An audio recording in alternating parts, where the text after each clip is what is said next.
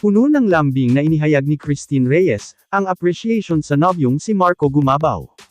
Hindi raw inasahan ni Christine ang effort ni Marco na bisitahin siya sa Subic, Zambales, kung saan mayroon siyang shooting para sa isang pelikula. Kwento ni Christine sa kanyang Instagram post kahapon, November 17, 2023, "I have been struggling with a persistent bulging disc which is having an emotional impact on me." Perfect timing ang pag-aalaga raw sa kanya ng nobyo. Sabi ni Christine, "Thank you to my lovely for visiting here even though it's far away. I didn't expect this, but you came." Kalakip nito ay ipinakita ni Christine ang litrato nila ni Marco na nagbubonding sa isang resort bukod sa nakapag-swimming sila ay may romantic dinner date rin sila roon. Marso taong 2023 nang magsimulang maging bukas sina Marco at Christine tungkol sa kanilang relasyon.